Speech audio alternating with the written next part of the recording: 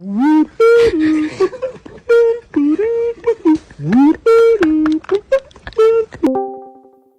veux quoi, bouffon? Votre attention, s'il vous plaît.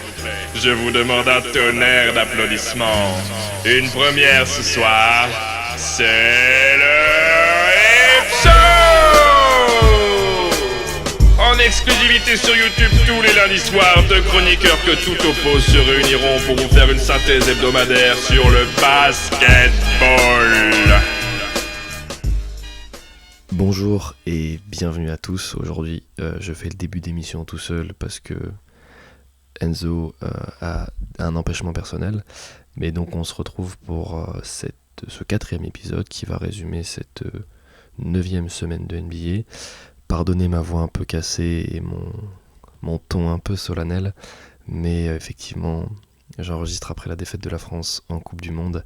Ça a été un petit peu mouvementé, je vais essayer d'apporter quand même un petit peu de joie tout seul en ce début d'émission, et en espérant que vous n'avez pas été trop affectés. On retourne parler de basket, le sport qu'on aime tous, pas aussi spectaculaire que le foot, mais quand même pour ceux qui le connaissent. Et on attaque cette 4e émission avec la première rubrique, les big news. Et on enclenche avec l'Injury Report qui est, ma foi, plutôt rempli cette semaine, plutôt fourni. On attaque directement avec Atlanta, les Hawks d'Atlanta qui se voient privés de leur secteur intérieur, notamment Clint Capela qui va être absent 1 à 2 semaines avec un petit souci, une petite douleur dans le mollet droit, et puis John Collins qui, depuis le 13 décembre, est out avec un souci à la cheville. On en avait déjà parlé dans la précédente émission, mais c'est vrai que c'est peut-être un petit peu problématique pour John Collins et pour les plans d'Atlanta concernant leur trade, et on voit qu'avec la semaine qu'ils ont fait, c'est pas non plus le plus convaincant, et que malgré un backcourt plutôt convaincant en ce début de saison, ça pêche. On ensuite aussi avec Tatum qui a été out. À l'heure où j'enregistre, je crois que les Celtics sont perdus face au Magic, mais Tatum était out. On sait qu'il a des petits pépins physiques, que ça tire un peu de temps en temps. On lui souhaite un bon rétablissement, on espère que ça ira un petit peu mieux pour les Celtics qui, si on compte le match de ce soir, sont en 1-3 sur cette semaine. On continue avec Dallas qui se voit privé de Luka Doncic et Spencer Dinwiddie pour le match de samedi, et je crois peut-être pour la suite, on n'en sait pas plus. Un petit peu compliqué pour Dallas qui se voit privé finalement de son backcourt pour une durée indéterminée. Je pense pas que ça soit si compliqué que ça. Doncic et au quadriceps, et puis de Dinwiddie ça serait au genou. À suivre, mais c'est vrai que ça pourrait faire les affaires de certaines équipes qui poussent pour entrer dans le play-in.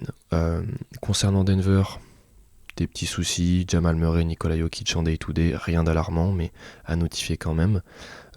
Bonne nouvelle, l'opération de Kate Cunningham, elle, s'est très bien passée.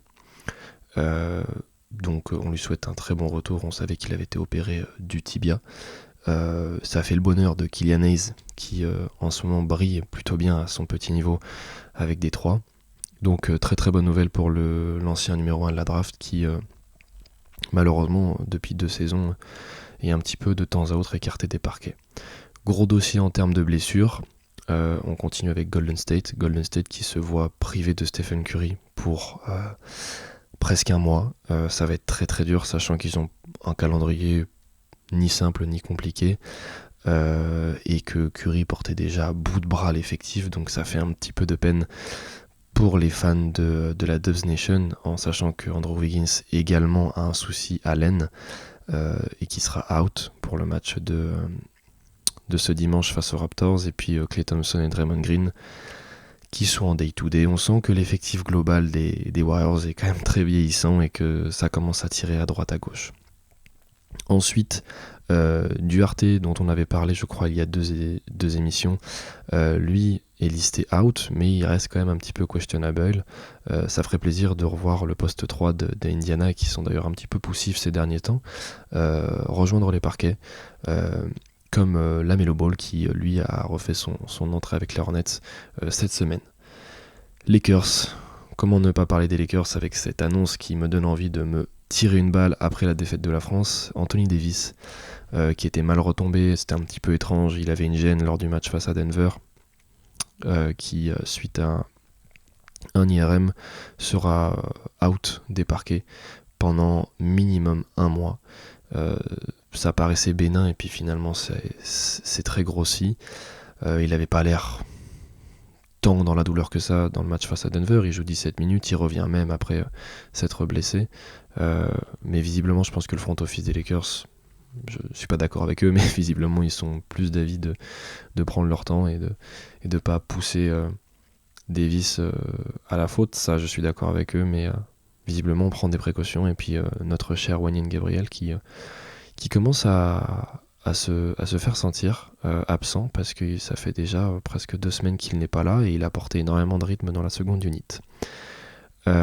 Concernant Miami, j'ai pris les 2 plus importants parce que 3/4 l'effectif, et d'ailleurs le front office du 8 avait mis les 17 joueurs sur la liste de l'Injury Report suite à une amende parce qu'ils n'avaient pas respecté les règles de l'Injury Report.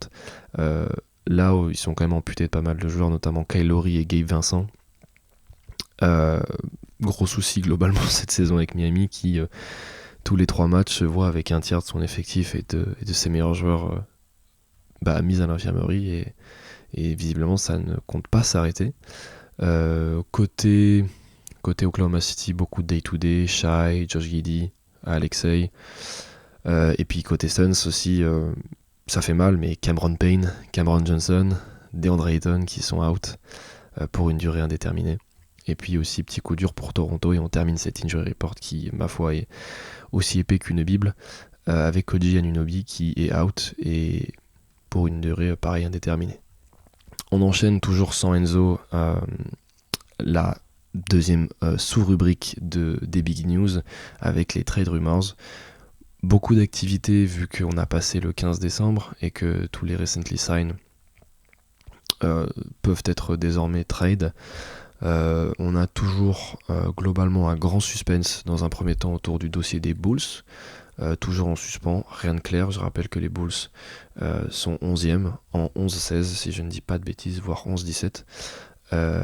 C'est un peu dur en ce moment pour les Bulls, ils ont fait une semaine en 0-3, il n'y a rien qui va, à l'image un petit peu des Lakers. Ils sont dans une semi-urgence, ouais, ils sont 11-17, je vais vérifier.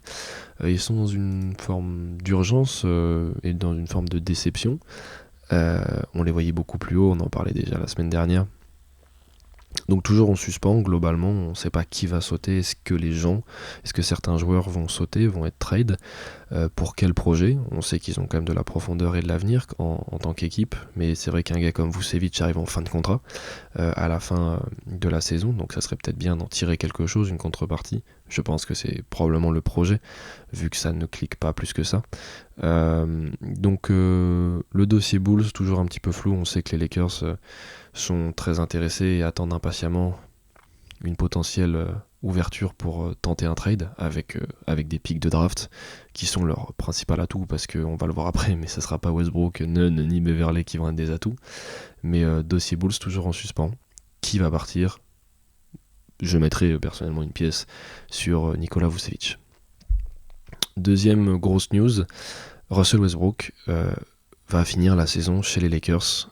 Il y a eu beaucoup de discussions en interne pour vous résumer, mais donc Russell Westbrook, de par son investissement, son engouement et sa capacité de rédemption et d'acceptation de son nouveau poste et sa bonne humeur, visiblement a convaincu le front office des Lakers de le garder dans l'effectif et de ne plus le mettre sur le marché des trades. On savait déjà que c'était une épine dans le pied parce que voilà, il a des pourcentages qui sont pas bons. On en reparlera dans la rubrique comment vont les Lakers, mais il y a une sélection de tirs et une volonté de leadership à des moments qui est inappropriée.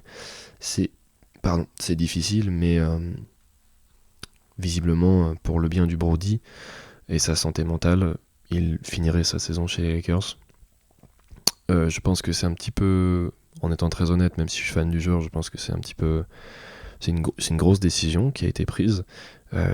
Je pense qu'elle est à la fois compréhensible et à la fois pas très compréhensible, parce que c'est vrai qu'à la fin de la saison ça libérera 47 millions, mais c'est vrai que ça ferait peut-être du bien de récupérer des joueurs en contrepartie de ces 47 millions. Après c'est un petit peu la malaria, dans le sens où là ça marche bien en tant que 6e homme, mais il y a quand même beaucoup de trous d'air et beaucoup de lacunes dans son jeu. il ne vaut pas ces 47 millions, donc qui le veut ? Quelle équipe ? On sait qu'il y a des Knicks, mais les Knicks commencent à bien fonctionner. On sait qu'il y a des Hornets qui seraient prêts peut-être à se débarrasser de certains contrats toxiques pour prendre Russell Westbrook, se faire un petit peu enfler, essayer de tanker, et puis vu qu'il arrive à la fin de son contrat, à la fin de la saison, libérer tout d'un coup 47 millions de cap space pour aller chercher d'autres joueurs. Visiblement, ça ne sera pas le plan du côté des Angelinos. Petite fun fact, mais Patrick Beverley qui veut se barrer et retourner à Minnesota. C'est vrai que son rôle chez les Lakers, c'est un petit peu... Et le joueur, d'ailleurs, étant Dancy, la déclaration a été sortie comme ça. C'est drôle, sachant que la situation de Minnesota n'est pas... les Lakers n'ont pas à l'envier. Toujours chez les Lakers, Bojan, qui nous avait d'ailleurs fait l'amour dimanche dernier, quand j'avais regardé le match juste après le troisième épisode du Rip Show, et il a été royal à 3 points, et les Lakers adorent se pencher sur les joueurs qui leur ont cassé la gueule, et donc Bojan globalement est sous le projecteur d'une bonne douzaine d'équipes avec les Lakers qui seraient prêts à lui offrir Nunn, Beverley et un... Alors je sais plus si c'est un protected ou un unprotected, mais un de nos 2 picks de draft pour Bojan. Ça serait un très très bon trade pour nous, sachant que le Croate est très très en forme et il a la gâchette facile, et c'est ce qui nous manque, de la hauteur et un poste 3. Grosse rumeur aussi qui permettrait aux Suns de se débarrasser de Jay Crowder. Un trade à 3 équipes entre les Rockets, les Suns et les Bucks qui enverrait Crowder chez les Bucks, Eric Gordon, pour ceux qui ne le voient pas, chez l'ancien 6e homme de l'année, d'il y a maintenant peut-être 3-4 ans, chez les Suns, et des picks de draft chez les Rockets. Un trade, ma foi, intéressant pour des Bucks et des Suns, et puis également pour des Rockets qui prolongeraient un petit peu leur longévité en termes d'avenir sur les prochaines loteries, et se débarrasseraient d'un vétéran qui ne se plaît absolument pas dans un projet. Détroit également, on parlait de Bojan, mais Détroit qui sont open à des propositions pour Saddiq Bey, le poste 2-3, si je ne dis pas de bêtises, ça se trouve, Enzo me taperait sur les doigts. Donc on sent que Détroit essaye aussi de se débarrasser de certains joueurs pour former un projet, donc Saddiq Bey, pareil, en tant que fan des Lakers, ça serait pas forcément un mauvais ajout. Et puis globalement les Knicks qui font toujours la brocante de la moitié de leur effectif, malgré une réussite collective criante sur cette semaine. C'est fini pour les trade rumors. Je vous avoue que j'ai pas été très penché sur la NBA à part les Lakers, donc je n'ai pas d'action de la semaine, mais peut-être Kenzo en aura une, donc au montage je vous en rajouterai une. Jaden Ivey on the top against Watanabe. He will drive him and posterize him. Wow! And unfortunately a little too demonstrative, George, with the celebration after the dunk. What an explosive I don't know. I'd play. almost take a tech, Jaden. Young fella, you still made a great play. People come to see plays like that. Et on enchaîne avec notre 3e rubrique que vous connaissez tous, le bilan de la Ligue, en compagnie d'Enzo qui nous a rejoint. Facile, toujours. Facile. J'étais dans les bouchons. Dans les bouchons. Et on attaque directement avec le négatif. Et j'attaque à l'ouest avec les Golden State Warriors qui nous réservent une semaine totalement abominable. Ils sont 0-3, ils perdent face aux Sixers, aux Bucks et aux Pacers. Ils perdent 3 places au classement à l'ouest. Ils sont hors play-in, ils sont désormais 11e, et ce qui concrétise tout ça, c'est la blessure de Curry qui est out pour à peu près 1 mois. On a aussi Wiggins qui est out, j'en parlais dans l'injury report, et Green et Thompson qui sont en day-to-day. Pour synthétiser globalement, c'est des grosses branlées qui se prennent à chaque fois. Les matchs ils sont pliés à la mi-temps, pas pour tous, mais pour 2 sur 3 je crois. Il y a beaucoup de garbage time, et en gros le problème général qui est souligné là sur ces 3 matchs et qui ressort, c'est le fait que Curry ne peut pas tout faire. On sent que l'effectif par rapport à la saison dernière il s'est affaibli. Poole n'est pas à la hauteur de son contrat, même si on va en parler dans la course cette fois-ci au Six Man of the Years, il est dedans, ce que je trouve un petit peu honteux, mais il n'est pas du tout à la hauteur de son contrat. On sent que globalement le Big Three il est complètement vieillissant.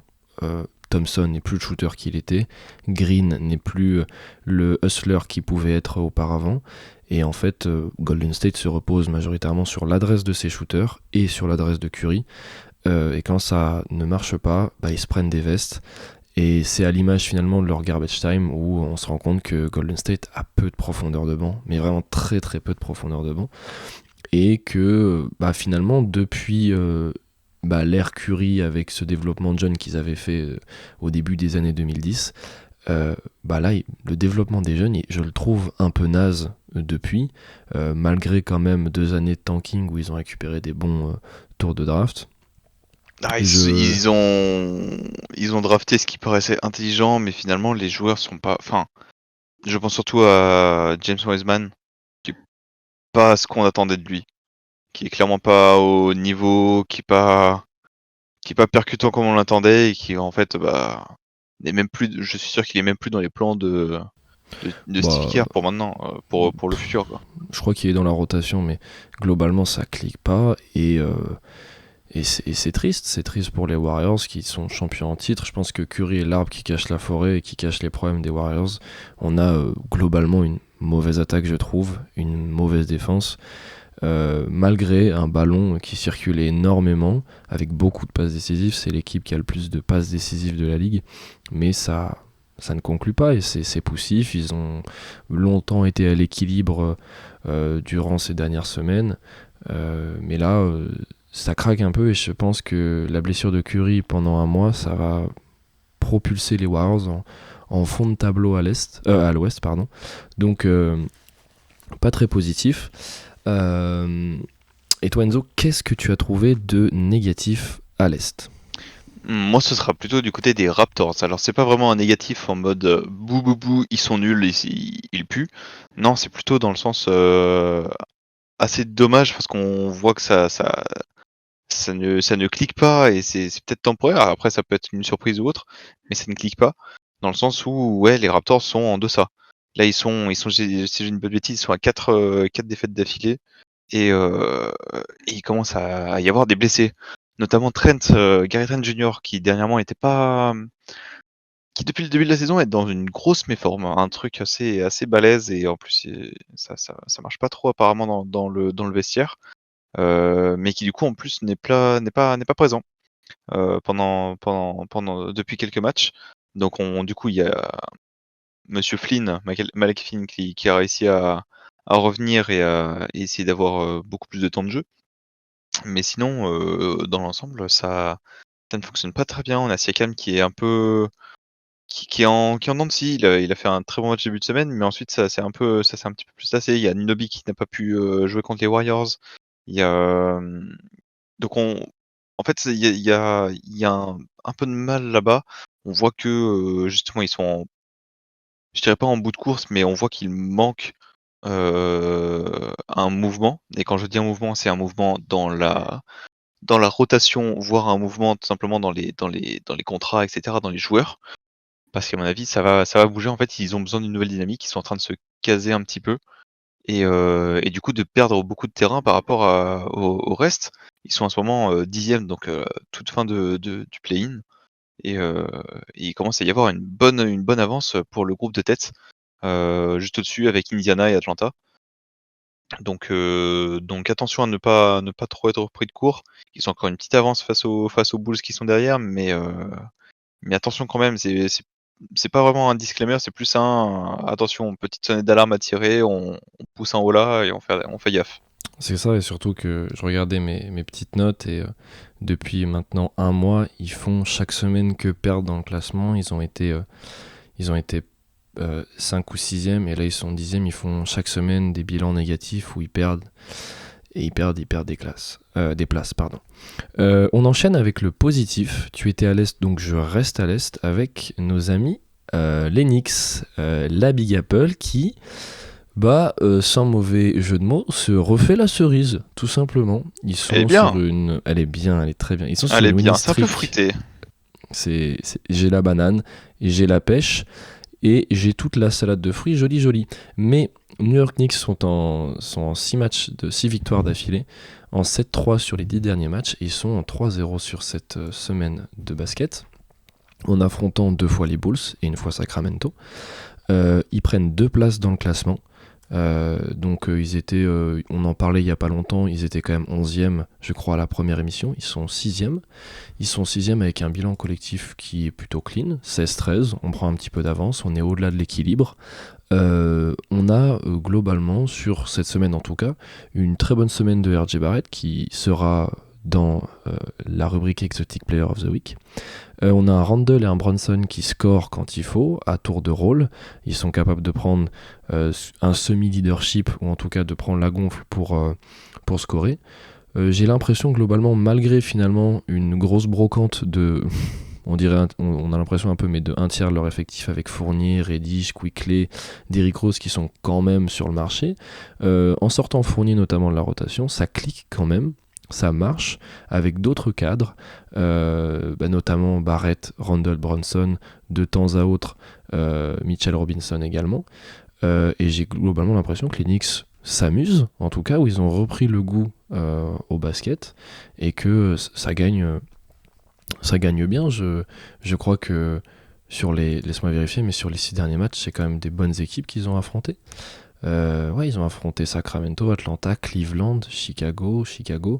Donc c'est pas non plus des victoires faciles, et ils le font avec la manière, avec leur style de jeu. Et je me suis un peu renseigné, globalement ils ont quand même une bonne défense et une bonne attaque, c'est plutôt complet. Après, est-ce que c'est rassurant pour la suite ? Je vais pas faire de conclusion hâtive, on sait que les Knicks ça peut être un petit peu l'accordéon. Là ils sont sur à l'image un petit peu des Kings en début de saison, ils sont sur une bonne remontada, une bonne winning streak, donc ça fait plaisir, je pense, même pour le projet. Knicks, ça emmerde certaines équipes qui les voyaient peut-être un peu comme une cible à leur vendre des joueurs avec gros contrats, ce que fait souvent New York, parce que ça marchait pas il y a 4 semaines. Et ils s'en sortent bien, malgré d'ailleurs un mois de décembre qui est, je trouve, un des mois de décembre les plus difficiles, notamment avec les Lakers. Et je trouve qu'ils proposent un bon basketball, malgré l'instabilité de l'équipe, du coaching de Thibodeau qui, de temps à autre, tire un petit peu sur ses joueurs. Donc je suis très content pour ces Knicks qui arrivent à trouver un semi-équilibre, à voir ce qui va se passer pour la suite. On sait que des gars comme Barrett sont souvent en dents de cycle, et les performances, c'est pas tout le temps ça. Là, il est un petit peu régulier, donc ça fait plaisir. Mais donc ça, c'était mon positif à l'Est. Et toi, à l'Ouest, qu'est-ce que tu nous as réservé ? Moi, de façon un peu... c'est très prévisible, mais je voulais parler des Grizzlies, qui du coup ont eu une très bonne semaine et qui du coup sont maintenant bien installés en première position à l'Ouest. Donc avec un bilan de 19-10, meilleur rebondeur, parmi les meilleures attaques de la ligue, une très bonne défense aussi. Donc ouais, non, ils sont vraiment très impressionnants. Et c'est surtout, oui, bah voilà, on aurait presque pu le mettre dans les événements de la semaine, mais la victoire face aux Bucks avec quasiment 40 points d'avance et où tout le public est en train de faire une OLA, les joueurs inclus, alors que au milieu ça joue et ça défonce Giannis. Waouh, non, c'était assez impressionnant. Après bon, c'est dommage, dernièrement ils ont perdu contre Oklahoma. Si je dis pas de bêtises, c'est Ja Morant qui a eu un petit bobo qui a dû sortir après 16 minutes de jeu. Mais voilà, c'est Dylan Brooks qui a pris la main et qui du coup a planté 32 points. Non, en vérité, on voit que déjà dans un premier temps, le groupe vit très bien. Jaren Jackson Jr. est très bien revenu de sa blessure. J'ai l'impression que il joue bien plus intelligemment. C'est pas de bêtises, c'est Grizzlies France qui le relevait il y a pas longtemps. On a une action où un adversaire est en train de faire des pump fakes sous le panier avant de claquer un dunk, et Jaren Jackson Jr. qui est juste derrière. Dans ses jeunes années, dirons-nous, ces dernières années, il aurait sauté dès la première fake et aurait éclaté le visage de l'attaquant. Mais là non, en fait on le voit bien patient, on le voit bien intelligent, et on voit qu'il a appris en QI basket, il a gagné en expérience. Il joue plus propre, plus posé, il joue mieux. Donc c'est tout bénef pour les Grizzlies qui justement en ont besoin. Et non, pour l'instant tout roule, et juste à se maintenir, ce sera déjà très bien, parce que derrière ça tambourinne, hein, il y a du monde. Mais au moins ils commencent à avoir une petite avance, ils se mettent bien. Ouais, pour l'instant, tout roule dans le Tennessee. Tout roule sans Desmond Bane. On savait que c'était un petit peu la critique Voilà, qu'on faisait à voilà. Jamorant en C'est disant ouf. oui, tu gagnes pas sans Desmond Bane. Et là, ils arrivent quand même à proposer du beau basket. Taylor C'est- Jenkins fait du très très bon boulot au coaching. C'est vraiment, ses rotations sont vraiment bien léchées. Et non, il s'adapte très très bien à l'absence de ses joueurs, que ce soit justement Jaren Jackson Jr. qui est pas là, ok, c'est pas grave, on s'adapte. Ja Morant est pas là, y a pas de souci, on s'adapte. Desmond Bane est pas là, t'inquiète, y a pas de souci. Ça roule, c'est vraiment trop trop trop propre à voir. Et puis ils ont d'ailleurs une très belle profondeur et un bel effectif. On finit ce bilan La Ligue avec une petite synthèse sur le classement général. J'ai noté on va dire les plus grosses informations, mais donc on en parlait à l'Est. Globalement, les 5 premiers se stabilisent, ça ne bouge pas. Avec des belles semaines du côté des Cavs, des Nets et des Sixers qui font 3-0, 2-0 et 3-1. Boston qui tire un petit peu la langue sur cette semaine. Si on compte le match de ce soir qu'ils viennent de perdre, ils sont 1-3. Et puis les bonnes nouvelles, donc les Knicks qui prennent 2 places dans le classement, le Heat dont on n'a pas parlé qui prend 3 places dans le classement, qui commence à bien s'installer dans les playoffs. On leur reprochait ça il y a déjà 4 semaines, mais donc ça s'installe bien. Et du côté de l'Ouest, rien de nouveau. Les 6 premiers sont, et même les 7 Elle est premiers bien. sont... C'est vrai, j'ai pas fait exprès, mais les 7 premiers ne bougent pas. Et puis ça se bataille un petit peu, donc il y a Golden State qui a chuté, les Lakers qui prennent une place, mais on aura l'occasion d'en parler, mais ça va, je ne pense pas durer, mais donc ça bouge pas trop, il y a juste ce play-in qui est un petit peu en tension du côté de l'Ouest, mais rien de neuf. Ce qui nous permet d'enchaîner directement avec notre 4e rubrique totalement, Oui. le joueur de la semaine. Je te laisse la parole. Quel joueur et quelle conférence vas-tu choisir ? Damien Lillard, oui, c'est bien ce joueur, c'est bien mon joueur justement qui a été, qui était très bon dans l'ensemble, vraiment qui a régalé dans une très belle victoire à la maison, où il a défoncé l'équipe adverse. Si je dis pas de bêtises, c'était il y a 5 jours maintenant, où justement c'est le dernier match à la maison.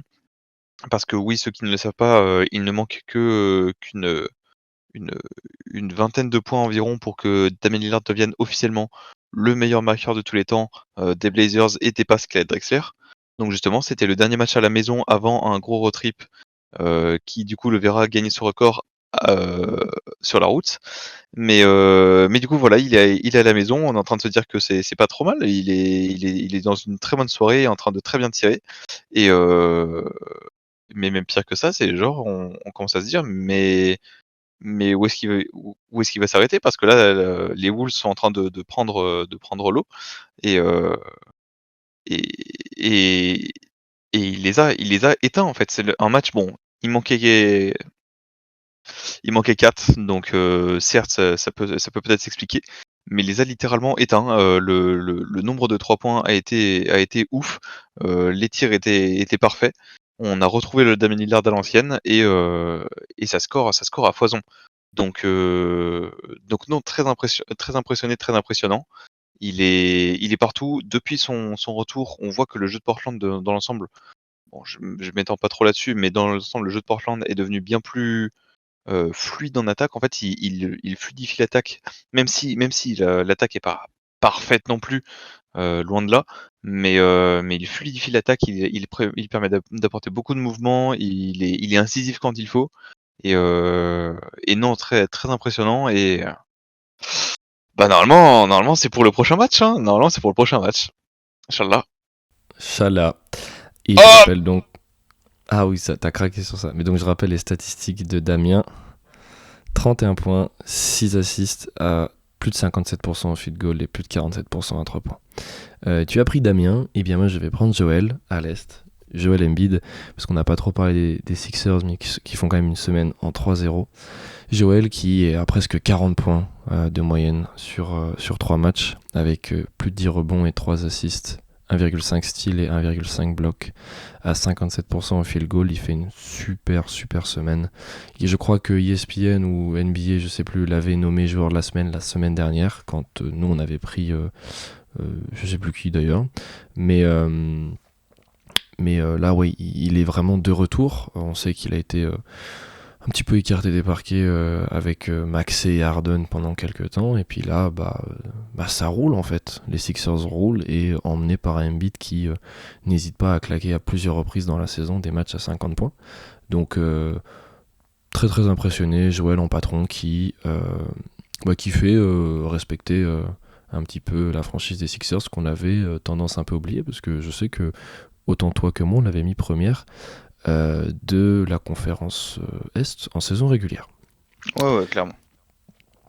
On enchaîne, du coup on était avec le joueur de la semaine, on passe avec l'exotic player of the week. J'étais à l'Est, donc je reste à l'Est, et j'attaque, j'en parlais tout à l'heure, avec RJ Barrett des New York Knicks. Donc les Knicks, on va pas revenir dessus, mais donc 3-0 sur la semaine, et j'avais dit qu'il avait été un petit peu l'artisan de la victoire, mais il a plus de 25 points, plus de 6 rebonds, plus de 3 passes, à 45% au field goal et 50% à 3 points. C'est plutôt clean pour un RJ Barrett qui, quand on connaît un petit peu son style de jeu et sa régularité qui vraiment n'existe pas, il n'est pas régulier pour moi je trouve, il nous signe une très belle semaine et il emmène bien ses Knicks en proposant du jeu. Je vais pas plus mettre avec ça, je trouve que ça fait plaisir de voir l'ancien numéro 3, non je sais plus quelle place il avait RJ Barrett, peu importe, mais il était dans top 3. Top 3, donc l'ancien top 3 de la draft d'il y a 3-4 ans, confirmer un petit peu et s'amuser avec la franchise des Knicks. Et toi, qu'as-tu pris à l'Ouest ? Bah du coup, dans la continuité de mon équipe à l'Ouest, Dylan Brooks qui aura justement suppléé Ja Morant dans le dernier match, qui plante justement les 32 points dont je parlais un peu plus tôt, avec un très bon field goal, un très bon tir à 3 points, qui a réussi à, bon, c'est dans la défaite malheureusement, mais il a très très bien tenu le coup, très très bien encaissé le choc, et justement il permet en fait justement de redorer c'est peut-être pas le bon mot, mais redorer un petit peu son blason et son image après quelques semaines un peu en dents de scie, un peu en deçà, où c'est pas vraiment qu'on le voyait être trade, mais on voyait qu'il y avait il manquait d'espace, il manquait de place, et on l'utilisait surtout comme un chien défensif en fait. Donc non, très honnêtement assez content pour Dylan Brooks, qui justement est un joueur qui dans l'ensemble mérite à la hargne, et oui voilà, se défend très bien. Donc bravo à lui. Bon, c'est dans la défaite, c'était qu'une quiche, mais voilà, t'es bon. Sale quiche. On enchaîne avec ma rubrique préférée personnellement, le point sur la course. Et cette semaine, on se penche sur le Six Man of the Year, le 6e homme de l'année. Une catégorie qui n'est pas forcément très prisée par les journalistes. Donc comme à mon habitude, j'ai digue un petit peu dans les rankings. Insulte-moi s'il te plaît. Ah oui, bah là, je me suis mordu la lèvre. Oh oui. Et globalement, alors, il y a différentes visions. Il y en a qui vont te mettre Jordan Poole et Russell Westbrook top 1. Il y en a d'autres qui vont être un petit peu plus rationnels et qui vont se pencher un petit peu sur les statistiques et le résultat collectif. Et je trouve que on est bien servi cette année en 6e homme. Et j'attaque directement avec le top 1, qui pour moi est globalement le plus rationnel, c'est Malcolm Brogdon. Malcolm Brogdon, c'est 14 points par match, 49% au tir et 49% du parking, avec 4 rebonds, 3 assists et peu de ballons perdus. Même d'ailleurs tout à l'heure dans la défaite face au Magic, il met un gros dagger qui fait croire qu'ils vont peut-être revenir. Moi je trouve que c'est le plus logique, on l'avait un petit peu oublié, il a quand même été très bon partout où il est passé, et les Celtics ils sont quand même, malgré une semaine un petit peu difficile, ils sont quand même très bons. Donc Brogdon top 1, il y a aussi du Bénédicte Mathurin qui pour moi est aussi un candidat très sérieux. Bon, il joue dans 2 catégories, j'ai peur qu'ils soient un petit peu écartés parce que je crois pas qu'il y ait de rookie qui ait été 6e homme de l'année dans l'histoire de la NBA, mais bon, on en parlait déjà dans Rookie of the Year, mais c'est presque 19 points, peu de ballons perdus, un bon pourcentage. Donc Bénédicte Mathurin qui est un peu partout dans différents classements, qui est assez haut. On l'avait oublié également, mais en 3e position, il y a Malik Monk, qui signe une très belle saison avec les Kings, qui est un artisan dans la victoire et dans le banc des Kings avec presque 15 points.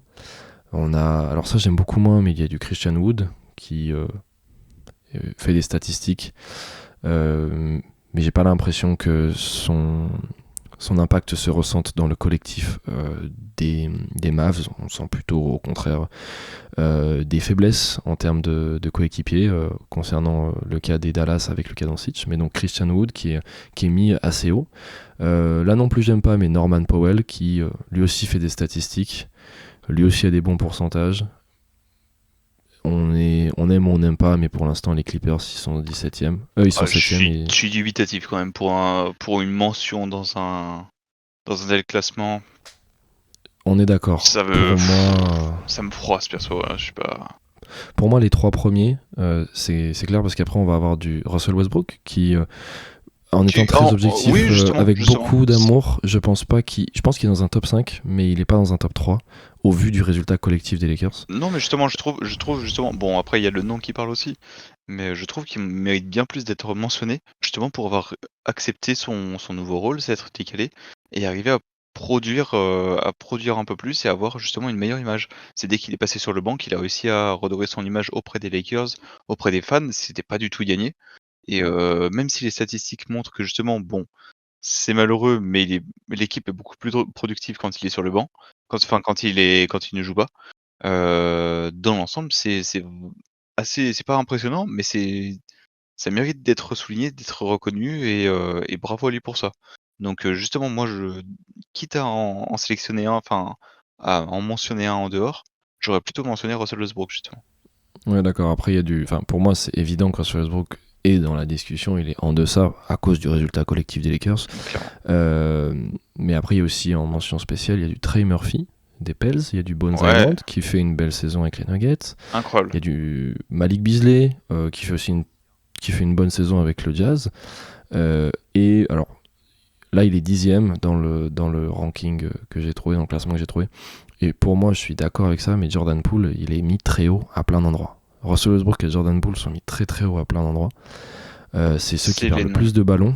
C'est ça, c'est ceux qui perdent le plus de ballons. Certes, ils font des stats, mais les deux ont presque les pires statistiques de la liste que je t'ai donnée en termes de pourcentage et de ballons perdus.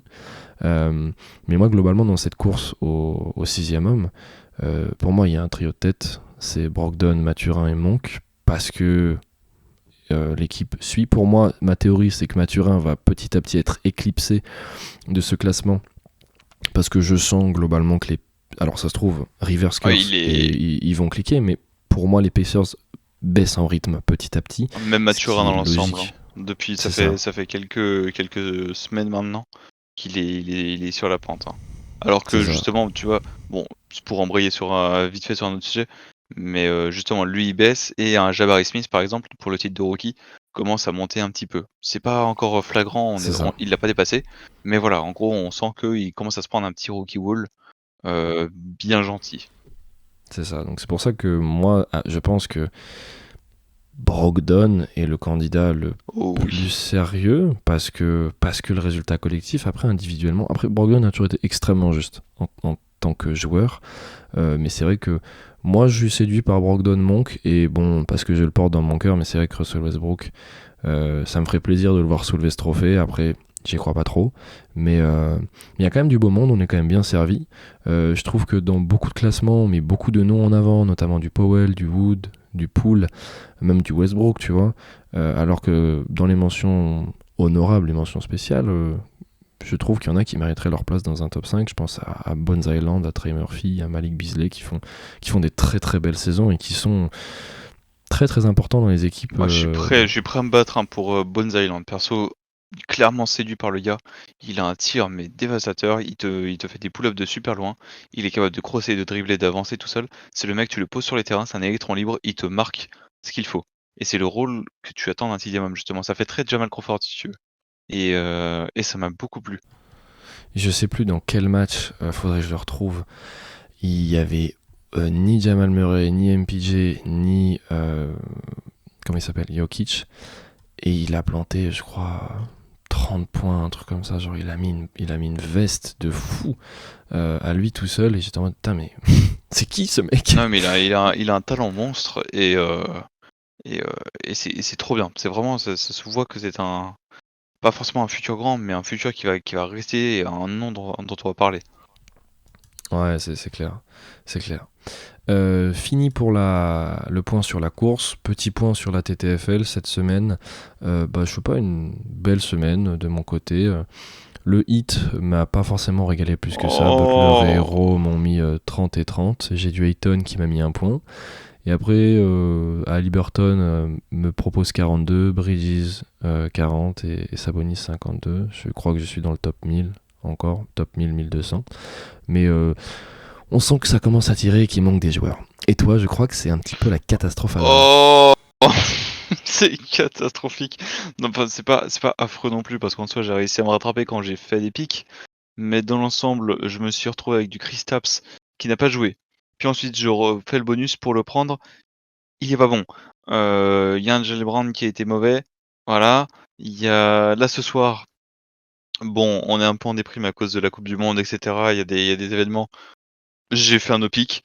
Non, vraiment, la semaine là, c'est. Oh là là, c'est à bannir, c'est à bannir. Vivement la prochaine. Totalement, parce qu'en plus, les Next. bons joueurs, ils vont revenir. Next. Dernière rubrique, la question qu'on aime tous. Comment vont tes Minnesota Timberwolves? Alors, ils vont très bien. On attend le retour de 4. Non, t'as les mères. Allez, vas-y, embraye. Comment vont tes Blazers? Ça passe. Dans l'ensemble, c'est pas qu'on est rassurant, c'est que juste on sait qu'on a un calendrier qui est très léger en ce moment. On arrive à jouer, on arrive à être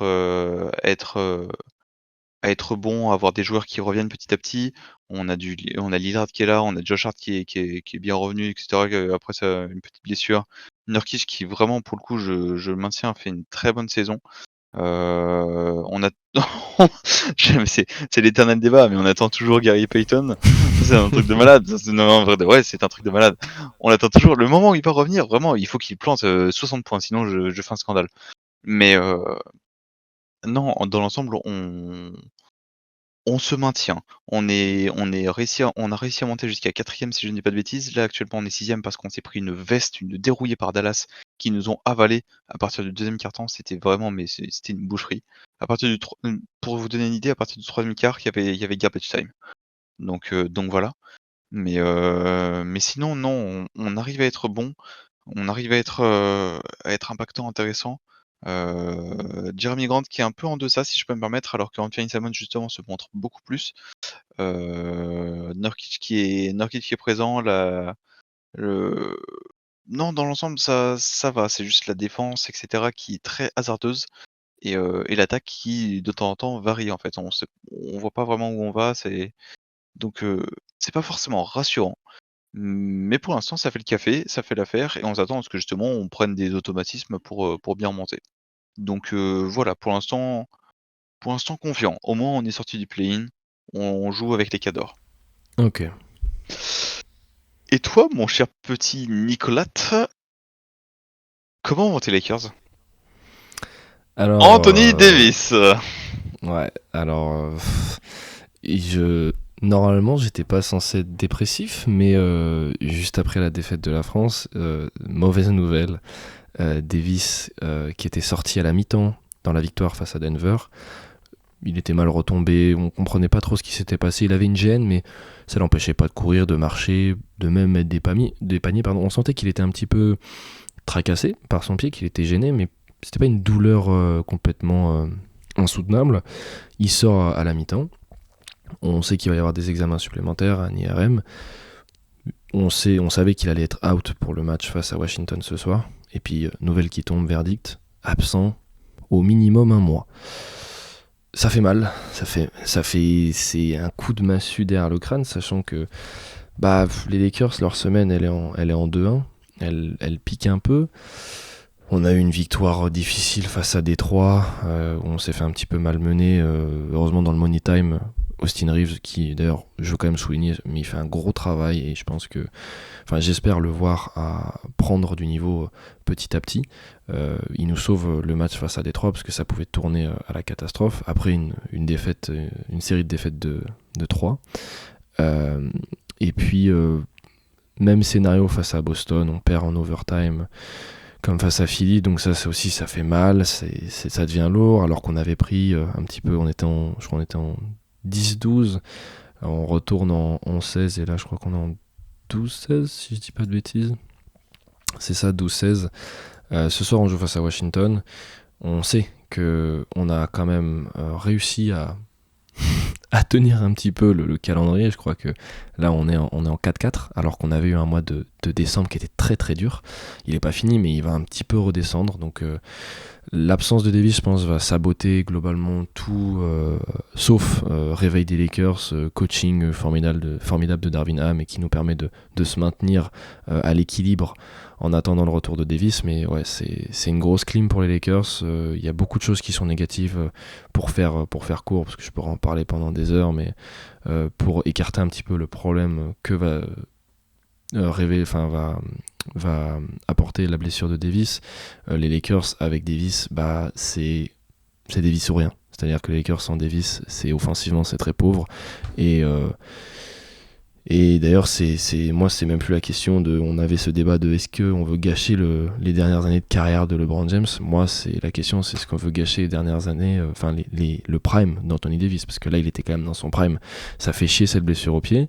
Globalement, le basket des Lakers, il n'y a pas de défense, c'est-à-dire que c'est des mini-poussins. Voilà, je vais pas te mentir, je comprends pas, il n'y a pas de système, ça court. Alors, par contre, ça court chez les Lakers, hein. Ça fait l'accordéon entre différents défenseurs. Ça propose des aides défensives inutiles qui créent des décalages qui nous font prendre l'eau à des moments, à l'image des Pistons. Les Pistons, c'est pas une très bonne équipe. On leur laisse des espaces, alors il pleut des 3 points pendant tout le match, on se dit ouais, ils sont trop forts, alors qu'en fait pas vraiment, c'est juste nous qui savons pas défendre. Donc c'est un petit peu compliqué. Il y avait eu un bond à la début décembre avec cette victoire face à Portland, Milwaukee, Washington. Là il y a du négatif, on sent que ça tire un petit peu, on sent que Davis est seul, et il y a des gros soucis de coaching, de rotation chez certains joueurs, notamment LeBron James et Russell Westbrook. Dans le Money Time, il y a des soucis dans la sélection de tirs et dans la réflexion du jeu qui font peur pour des joueurs de ce niveau-là, notamment LeBron James qui a quand même connu les matchs à haute pression, les Money Time, etc. Donc les Lakers, c'est en dents de scie. Il y a du bon comme il y a du mauvais, et là la blessure de Davis, je pense, peut nous mettre au fond. J'avais espoir que la blessure, pas pour me réjouir la blessure au contraire de Stephen Curry, mais que ça allait probablement nous laisser un petit peu de gras pour remonter dans le classement, essayer d'espérer accrocher une place en play-in. Là, dans 3 semaines, on est à la moitié de la saison, on aura fait 41 matchs. Je sais pas si on peut être à l'équilibre sans Anthony Davis à 41 matchs, je ne pense pas. Si on peut conserver une marge de ratio victoire-défaite de 4-5 matchs, ça serait miraculeux, parce que j'ai peur que ça fasse un remix de la saison post-titre 2021 et puis 2022. Donc, mais les Lakers, là, c'est dur de se projeter. J'avais globalement avec la victoire face à Denver, j'avais un bon espoir de me dire là on va jouer Washington qui est mauvais, on va jouer Phoenix qui est un petit peu dans le dur, Sacramento ça va être dur, mais on va jouer Charlotte, Orlando, Dallas, donc peut-être qu'à la fin décembre on arrivera à être à l'équilibre. Là si on peut éviter de prendre l'eau, ça serait cool. Donc voilà comment vont mes Lakers.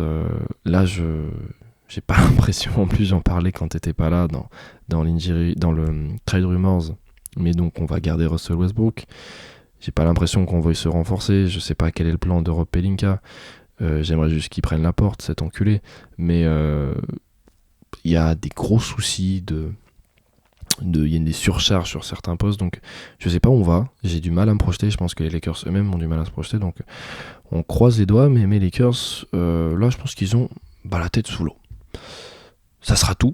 D'ailleurs pour mes Lakers, parce que c'est déjà la fin de cette émission, ça passe vite, je sais vous êtes triste, mais il faut aller se coucher. Oui,